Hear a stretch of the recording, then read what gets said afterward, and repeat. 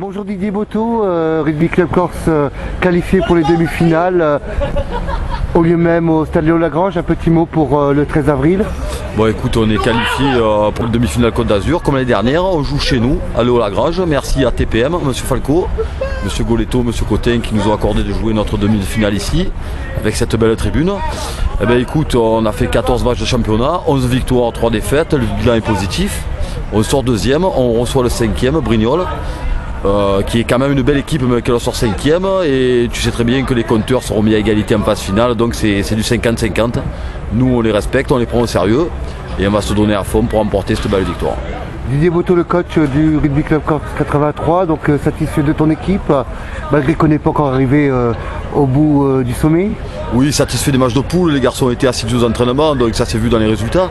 Maintenant, je ne veux surtout pas qu'on sous-estime cette équipe de Brignoles, comme je te l'ai dit, qui a de bons joueurs. Il y a des éléments très, très intéressants, certains je les ai eu en sélection. Maintenant j'attends dans les 12-13 jours qui restent d'entraînement que les joueurs se donnent à fond et qu'on mette toutes les chances de notre côté pour retourner en finale. Donc ce sera le 13 avril au Stade Léo-Lagrange. Ici. À quelle heure? 15h. 15h, et on demande aux supporters de venir nombreux? Ah oui, il faut être nombreux, ce sera nombreux. Pour soutenir le Rugby Club Corse 83. Bien sûr. Un petit mot pour notre Rugby Club toulonnais qui va dimanche affronter le géant Leicester à Stade Mayol pour ce demi-quart de finale de H-Cup. Oui, un petit mot, les deux dernières rencontres à Clermont et à Marseille contre Toulouse, c'est du positif. Moi je les vois gagner, franchement, ils vont faire un gros match. Et le sélectionneur Didier Boto, comment il se porte? Il se porte bien. Au comité Côte d'Azur, on a fait une belle petite saison avec les moins de 26, il nous a juste manqué un point pour nous qualifier pour les quarts de finale. Voilà, mais le groupe a énormément progressé. Le comité nous a beaucoup aidé à sélectionner les moins de 26 ans, à franchir un palier, ils ont mis des bons moyens pour nous et c'est bon pour l'avenir.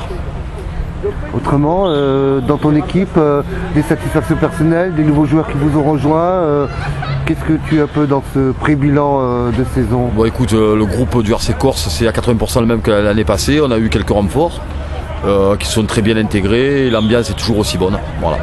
Voilà, un mot pour Papé, comment se porte-t-il?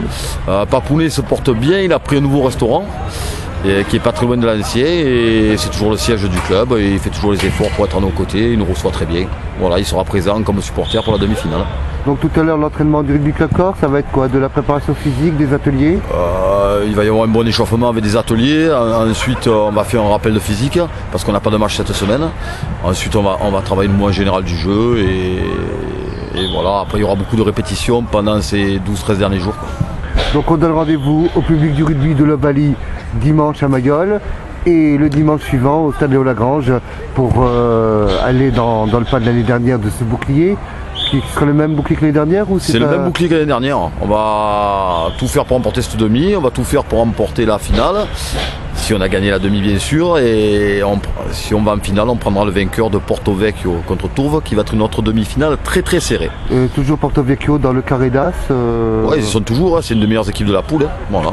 Récemment, vous avez fait une victoire en Corse.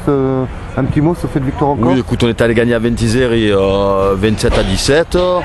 Je te le dis de suite, on n'a pas été très bon. Je m'attendais à mieux, mais il y a une très belle résistance de l'équipe corse de Ventiseri qui n'est pas à sa place au classement final, quoi. Bon, on a assuré l'essentiel, on a gagné, il y a eu la fatigue du voyage, on met le compte là-dessus, mais j'attends beaucoup mieux pour les demi-finales, je te le dis.